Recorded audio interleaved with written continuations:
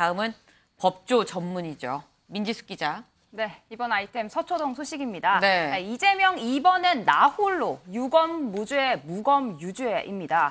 네, 이재명 민주당 대표 예고에서 말씀드린 대로 오늘 오전 세 번째 검찰 소환 조사에 응했습니다. 이 대장동 사건 관련해서는 두 번째인데요. 오후 1시 반쯤부터 이 점심 식사를 했고 조금 전 오후 조사가 다시 재개된 상태다라고 합니다. 이재명 대표 지난 1차 출석 때와 마찬가지로 청사 앞에서 정치 검찰에 대한 강한 비판 쏟아내고 들어갔는데 영상으로 보고 오시죠.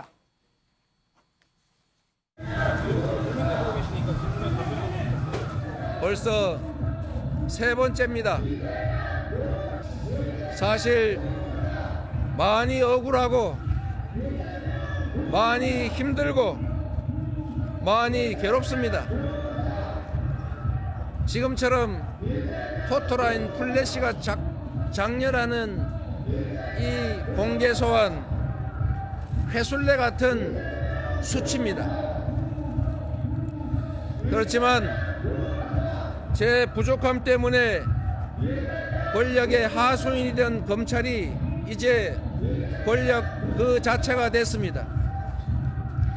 승자가 발길질하고 짓밟으니 패자로서 감수할 수밖에 없습니다. 모두 제 업보로 알고 감수하겠습니다. 네, 이재명 대표 또 최근 이 뇌물 혐의 무죄를 선고받은 이 50억 클럽 곽상도 전 의원 관련된 이야기도 꺼냈는데요. 이 자신에게 쏟은 수사력의 10분의 1만 쏟았다면 그런 결과는 없었을 것이다. 그러면서 유검 무죄, 무검 유죄다라고 쏘아붙였습니다. 그리고 검찰 조사에 구체적으로 답변을 하지 않는 이유에 대해서도 직접 이유를 밝혔는데 어차피 이게 검찰의 창작 소설의 재료가 될 게 뻔하기 때문에 진술서 내용으로 가름하겠다 이런 입장을 밝혔습니다. 검찰이 바이든을 말리는 일하고 조작하는 정권의 하수인이 돼서 없는 사건 만들어내고 있는 것은 하늘이 알고 국민들이 지켜보고 있습니다. 제가 하는 모든 진술은 검찰의 조작과 창작의 재료가 될 것입니다. 충분히 검찰의 진술서로 진술했기 때문에 검찰이 창작 소재를 만들기 위해서 하는 질문들에 대해서는 진술서의 진술로 대신하겠다는 말씀을 다시 한번 드립니다. 네, 이 검찰의 창작 소설의 소재가 될 것 같으니까 나는 그냥 진술을 안 하고 진술서로 대체를 하겠다. 강재묵 기자. 예. 이건 진술 안 하겠다는 얘기 아닙니까? 네, 이재명 대표는 이 앞선 조사에서도 이 미리 준비한 진술서로 이 답변을 가름한 바가 있었습니다. 여기에 사실상 진술 거부라며 이 검찰 측에서도 이 불쾌감을 표한 바가 있었는데요. 이 때문에선지 이번에는 이 구체적 답변을 해달라는 이 검찰 측 요청이 이 대표 측에게 미리 있던 것으로도 전해지고 있습니다. 네. 이 질문 내용도 1차 때보다 훨씬 방대한 200여 페이지 질문지를 준비한 것으로 알려지는데요. 다만 이 대표 측은 이 지난 조사 때와 마찬가지로 이 서면 진술서로 이 답변을 가름하겠다. 이 방어권을 최대한 행사할 가능성이 큰 만큼 이 준비한 조사가 제대로 이뤄질지는 여전히 미지수인 상황입니다. 김광선 변호사님. 네. 그런데 이재명 대표 지금 검찰 조사에서 진술서로 가름하겠습니다라고 얘기를 하고 말을 안 하고 있거든요. 근데 이렇게 해서 만약에 실제로 기소가 돼서 재판에 넘겨지면 불리한 건 없는 건가요? 재판에서 불리한 건 없어요. 그러니까 본인이 이제 재판에서는 검찰에서 낸 증거에 대해서 동의, 부동의를 결정을 하고 네. 그다음부터 이제 본격적으로 자기 방어를 할 수 있거든요. 재판에는 불리한 게 없는데 네. 사실 이제 수사기관에서 저러한 식으로 하게 되면 사실 수사기관의 어떤 조서나 이런 것은 굉장히 질이 안 좋게 보이죠. 특히 진술서 딱 한 장 내놓고 나는 진술할 수 없다. 네. 진술서로 가름하라. 근데 네. 사실 진술서는 자기 위주로 써놓은 거잖아요. 33쪽이면 사실 대장동 유래에 뭐 100분의 1도 안 되는 내용일 거예요. 그러면 실질적으로 이제 진술 거부권이단 말이에요. 네. 그러면 사실 검찰에서 영장을 청구하게 되면 네. 사실은 법원의 입장에서도 그렇게 뭐 좋게 보지는 않죠. 그리고 일반적인 사건에 있어서는 진술 내는 경우가 꽤 있죠. 근데 진술서는 참고로 내는 거예요. 네. 그 검찰한테 참고하세요 하고 조사는 조사대로 받거든요. 네. 근데 이제 조사는 제대로 안 받으면서 진술서만 내는 것 자체는 지금 이재명 대표라는 특수한 그런 지위에 있기 때문에 그렇지 일반 사건과 관련된 피의자 같은 경우에는 만약에 영장 청구를 하게 되면 그런 것들이 사실 굉장히 불리한 요소로 작용할 수 있는 거죠. 근데 이렇게 만약에 진술을 거부를 한다고 하면 따로 검찰 입장에서는 뭔가 다른 카드는 없는 겁니까? 진술을 하게끔 아니 하기 검찰 위해서? 자체에서 아마 이재명 대표가 이제까지 뭐 언론 인터뷰를 할지 최고위원 회의에서 다 창작 소설이라고 했기 때문에 네. 이재명 대표의 입을 통해서 뭔가 얻을 수 있다는 생각은 전혀 하고 있지 않을 거예요. 그러면 결과적으로 이재명 대표가 뭐 자백을 하면 모르겠지만 자백을 않고 또 부인도 안 해요. 만약 부인을 하면 부인을 한 것이 거짓말이라는 걸 드러내면 검찰이 네. 좋은데 부인도 않고 자백도 않고 네. 그러면 결과적으로 우회적인 방법, 그러니까 제3자, 네. 문건, 뭐 디지털 증거, 휴대폰 포렌식 그런 거 가지고 입증을 할 수밖에 없는 거죠. 그렇군요. 지금 현재 이재명 대표가 약 한 4시간째 이 조사를 받고 있는 상황입니다. 근데 민지숙 기자, 이재명 대표가 앞서서 이번에는 혼자 가게 해달라라고 얘기를 했거든요. 오늘은 네. 혼자 갔나요? 정말 말 그대로 혼자 왔습니다. 이번엔 의원들 미리 만류했잖아요. 네. 최고위원 등 당 지도부뿐 아니라 뭐 비서실장, 대변인단도 한 명도 동행을 하지 않았습니다. 네. 네, 의원들은 함께 자리하지 않았지만 이재명 대표 검찰 소환 때마다 양 진영에서 맞불 집회로 많은 사람들이 모였는데요. 네. 이 소환됐던 세 번의 모습 영상으로 준비했습니다.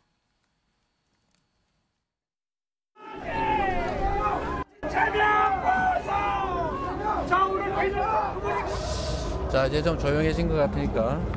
목소리가 작습니다. 쫄았습니까? 조용히 하세요. 샷. 샷아.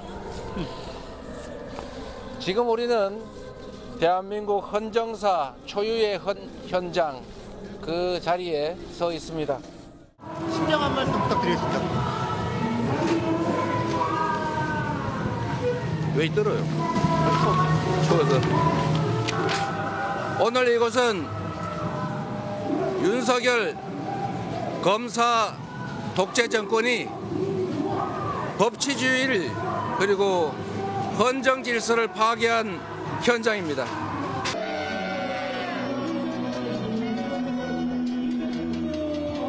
국민을 위해서 사용되어야 합니다.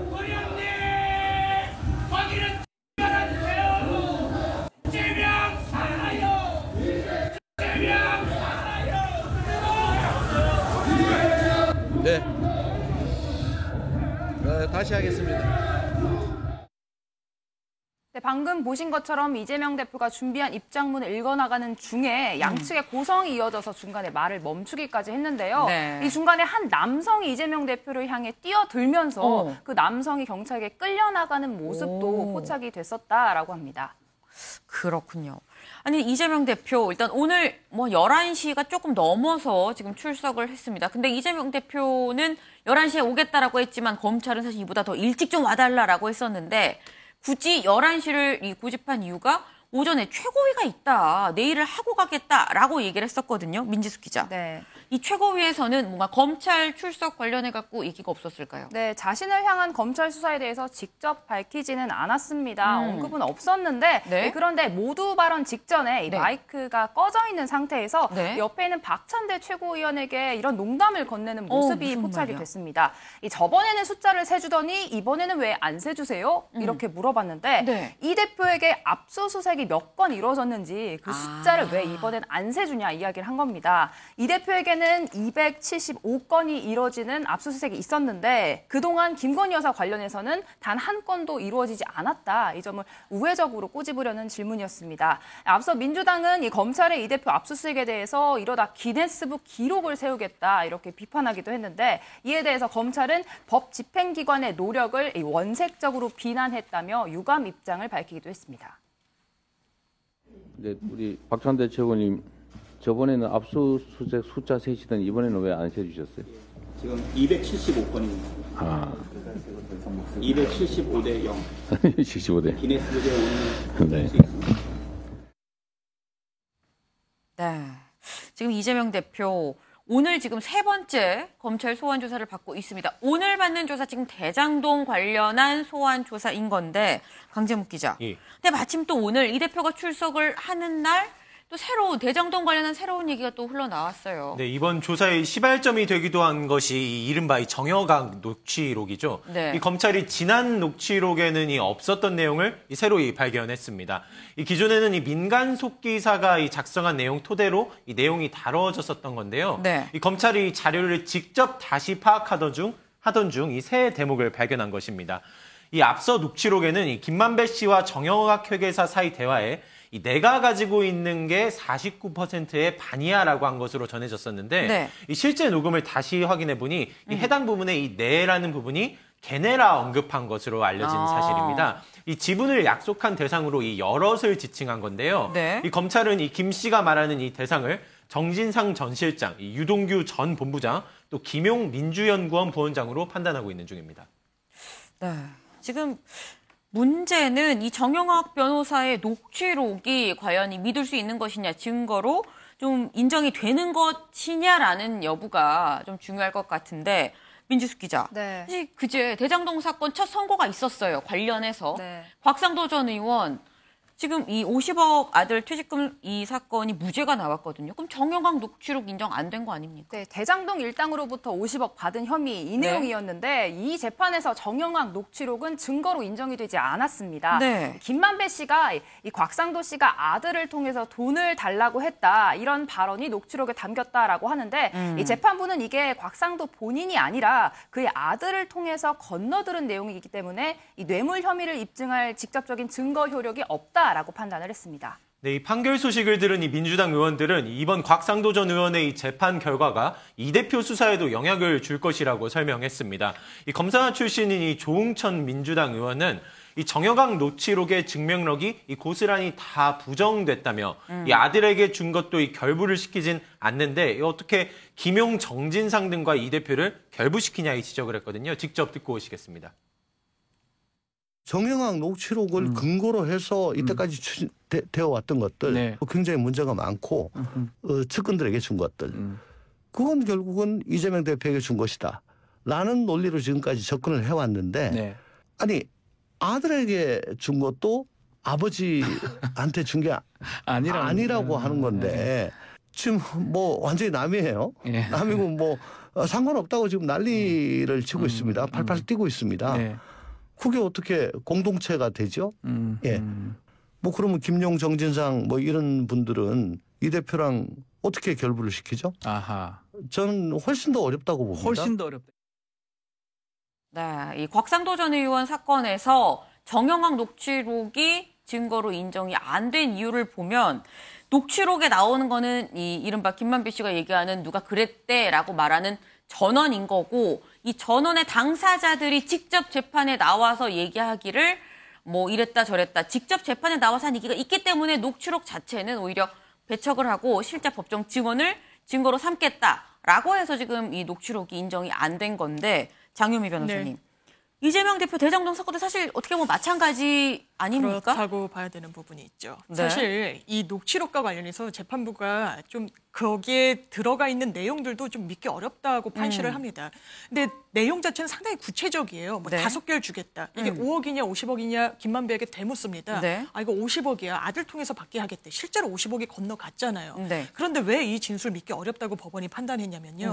그 당시에 이 녹취되던 그 시점의 맥락이 있기 때문입니다. 그때 대장동 일당이 이익을 갖고 상당히 분쟁을 겪던 때예요. 그러니까 김만배로서는 내가 여기에 이익 중에 더 많은 부분을 가져가야 돼. 그 이유 중에 하나는 곽상도에게도 50억을 줘야 되고 누구에게도 얼마를 줘야 되고 같은 맥락에서 보면요. 걔네든 너희들이든 그분이든 간에 이른바 천화동인 1호와 관련해서 누군가에게 건너가야 된다는 그 부분도 이게 실제가 아닐 가능성이 매우 높다라고 볼 수밖에 없는 겁니다. 그렇다면 이 부분이 곽상도 전 의원 재판 다르고 아마 뭐 김용, 정진상 재판에서 크게 다르게 판별하기 어려울 거예요. 그렇다면 최소한 이 녹취록의 증명력과 관련해서는 상당히 좀 낮다고 재판부가 볼 가능성이 높아 보입니다. 이 정영학 녹취록을 증거로 인정을 할 것인지 여부가 사실 이번 대장동 사건의 또 관건이 되지 않을까 하는 생각이 듭니다. 이재명 대표가 검찰 소환 조사를 받는 오늘 또 공교롭게 이 김건희 여사 연루 의혹이 제기가 돼 있었던 도이치모터스 사건, 이게 또 결과가 나왔죠. 그렇습니다. 결론부터 말씀드리면 이 권오수 전 도이치모터스 회장 징역 2년 집행유예 3년의 유죄 판결을 받았습니다. 네. 이 사건이 주목을 받았던 건 이 김건희 여사가 이 주가 조작에 필요한 돈을 대는 이 쩐주 역할을 했다, 이런 의혹 때문이었는데요. 네. 그래서 오늘 재판부의 입에서 김건희 여사의 이름이 나올지가 주목이 됐는데 네. 이 판결문에도 설명 자료에도 이 김 여사의 이름은 하나도 등장을 하지 않았습니다.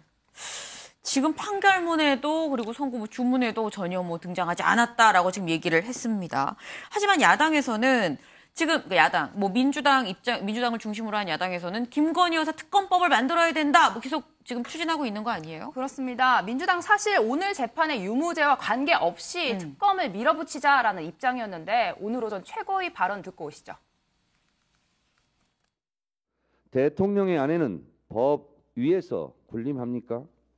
혹시 아내가 대통령 남편을 지배하고 있습니까? 김건희 수사는 안 합니까? 김건희 여사는 소환에 응하지 않을 것입니까? 그렇다면 곽상도 50억 클럽도 무죄고 김건희 수사도 안 한다면 결국 특검으로 갈 수밖에 없다. 결론은 버킹엄, 결론은 특검. 네, 재판부가 유죄 판결을 내리면서 김건희 특검법 처리에 목소리를 더 높이고 있습니다. 민주당 조금 전에 기자회견을 열어서 촉구하는 발언을 또 하기도 했는데 네. 특히 이번에 이상민 장관 탄핵안을 통과시키는 과정에서 네. 찬성이 179표였거든요. 네. 여기에 한 표만 더하면 180표, 패스트 트랙에 태울 수 있는 조건이 완성이 되기 때문에 이 계산도 하고 있다는 분석이 나오고 있습니다. 네, 여권과 대통령실이 연이어 입장을 밝혔는데요. 네. 이 국민의힘 이번 재판 결과로 이 김건희 여사의 결백이 드러났다며 이 판결 내용을 정리해 이 기자단에게 공지했습니다. 이 연이어 대통령실도 이 김건희 주가 조작 의혹이 이 민주당의 허위 주장으로 밝혀졌다는 입장을 바로 냈습니다. 김광삼 변호사님, 네. 지금 안민석 의원은 이상민 장관 탄핵안을 처리한 게 179표니까 한 표만 더하면 김건희 특검법도 통과시킬 수 있다, 이렇게 지금 얘기를 하고 있는데 여기서 이걸 한 표만의 상황으로 볼 수 있는 건가 싶기도 합니다. 어떻게 보세요? 아니, 산술적으로 말하면 그 말이 옳을 수도 있어요. 네. 근데 그게 산술적으로 가지 않을 가능성도 크다, 이렇게 봅니다. 왜냐하면 시대전환당인가요? 네. 그 의원도 반대를 하고 있고 네. 무소속 중에서도 일부 반대하는 사람이 있을 수 있어서 이걸 꼭 가결된다 볼 수가 없어요. 그리고 이제 오늘 도이치모터스 관련 판결이 났는데 네. 지금 그 도이치모터스 주가 조작이 1단계에서 5단계까지 이루어졌거든요. 근데 1단계가 공소시효가 완성돼서 처벌할 수 없게 됐어요. 근데 1단계가 2010년 10월 20일까지 한 행위에 대해서는 공소시효 완성됐다고 했는데 네. 김건희 여사와 관련된 계좌를 이용한 것이 그 안에 거의 대부분 들어가 있어요.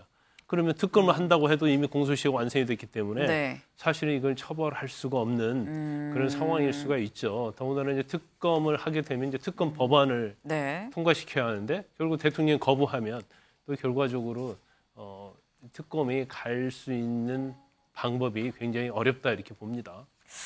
설령 특검법이 통과가 돼도 공소시효 문제로 사실 실효가 없을 수 있다라는 말씀을 또 주셨습니다.